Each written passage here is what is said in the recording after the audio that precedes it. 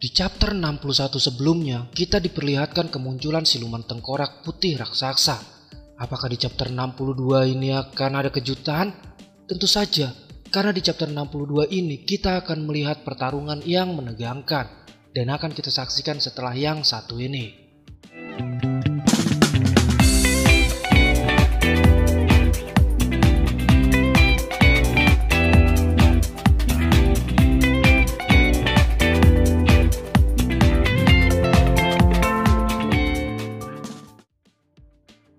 Sebelumnya, saya sangat berterima kasih banget sama kalian karena kalian sudah mau mengunjungi channel ini. Dan juga terima kasih buat kalian yang sudah mau support channel ini untuk menuju 1000 subscriber. So, langsung aja kita mulai ceritanya. Oh iya guys, sebelum saya memulai videonya, mungkin di next video saya akan membuat 3 komik menjadi satu video ya. Karena sekarang dan video sebelumnya saya menggunakan 2 komik yang saya jadiin satu video.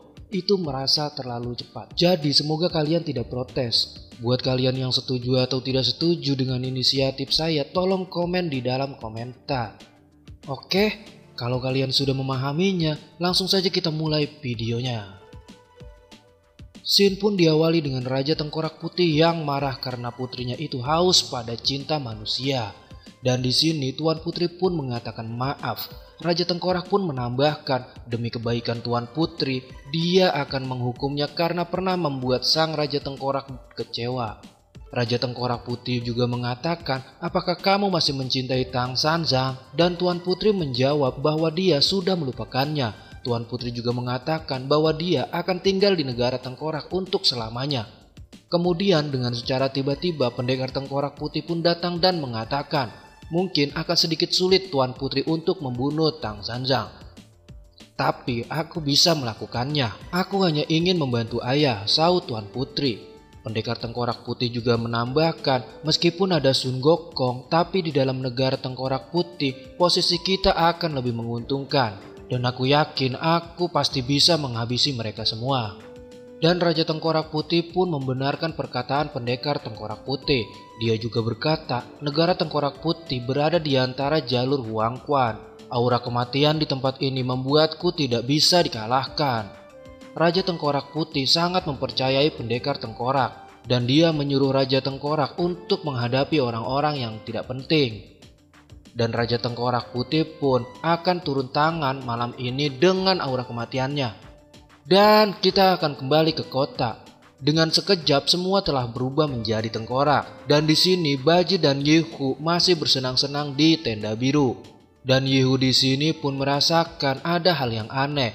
Yehu pun langsung muntah. Ternyata makanannya tiba-tiba menjadi busuk semua. Tapi Baji yang belum menyadarinya mengatakan bahwa Yehu kekenyangan. Saat Cepat Kai minum, dengan terkejut Pat Kai langsung memuntahkannya juga.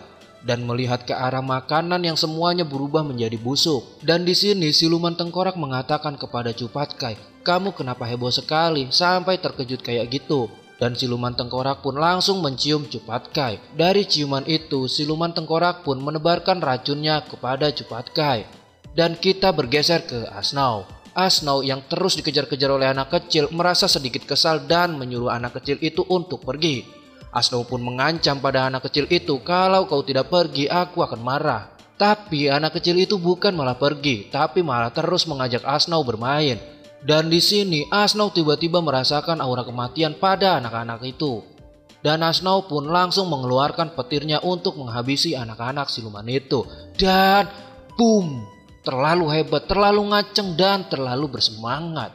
Tapi tiba-tiba ada salah satu bocah yang menangkap kaki Asnau. Dan bocah itu pun langsung menggigit kaki Asnau. Dan kita bergeser sedikit ke Bailang. Di sini Bailang pun masih terus di jendela mengkhawatirkan Cepat Kai dan yang lainnya.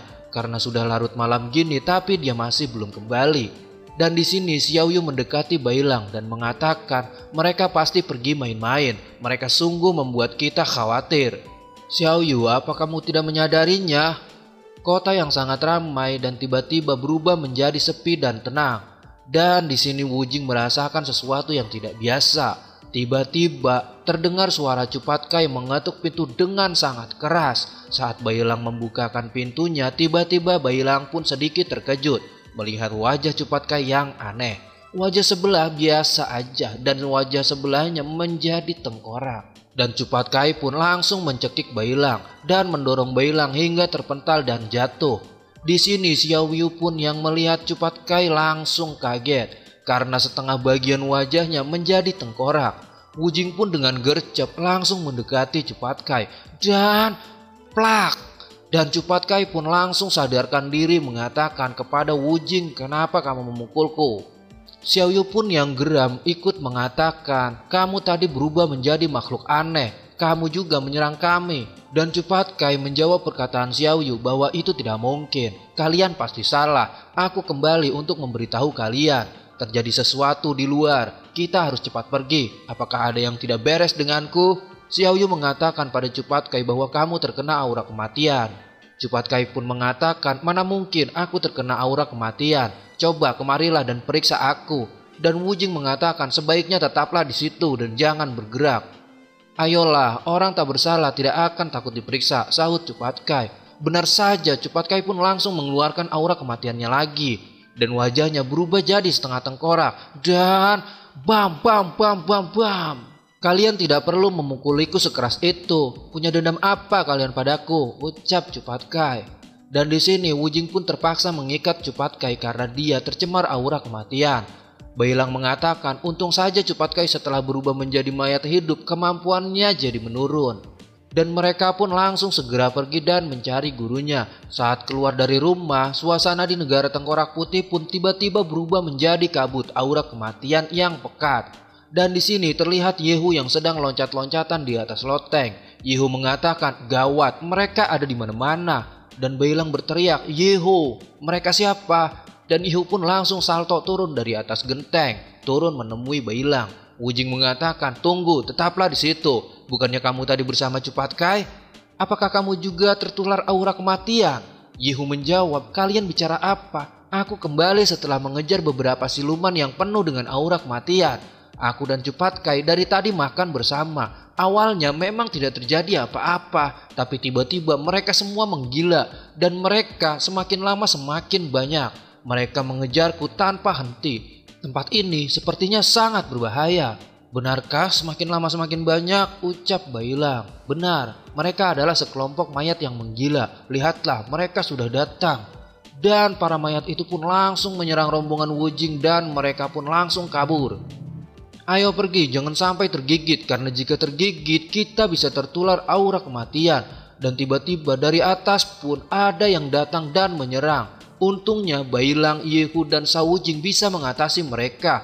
Dan sepertinya di sini Wu Jing pun terlihat kelelahan. Wu Jing mengatakan, "Ayo cepat pergi dan cari guru." Dan di sini terlihat Sun Gokong yang sedang santai dan Guru Tang yang sedang mengerjakan kitab suci kuno. Wukong mengatakan, "Sebenarnya siluman di negara Tengkorak termasuk menyedihkan. Selamanya tidak bisa pergi dari sini. Apakah guru sangat kasihan pada Tuan Putri?" "Aku sedang sibuk, tidak ada waktu untuk menjawabmu," sahut Guru Tang.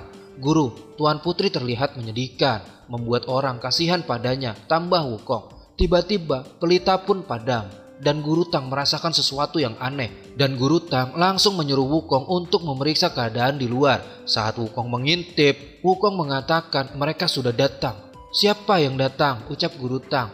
"Orang sangat banyak di depan pintu," sahut Wukong. Guru Tang pun langsung menaruh buku yang sedang dikerjakannya ke atas meja. Dan Guru Tang juga mengatakan, "Benarkah? Ayo kita lihat keluar." Dan si Xingji season 4 chapter 62 di sini pun bersambung. Gimana menurut kalian guys? Pasti masih penasaran kan? Dan buat kalian yang masih penasaran dengan alur cerita si Xingji chapter ini, pantengin terus channel cerita saya. Jangan lupa buat pencet tombol subscribe dan aktifin loncengnya biar kalian gak ketinggalan keseruan dari cerita saya. Dan jangan lupa juga untuk tinggalkan like, karena dengan like kalian, Mimin cerita saya akan lebih semangat menghadirkan tentang video si Xingji chapter ini. Mimin di sini pamit dan bye bye.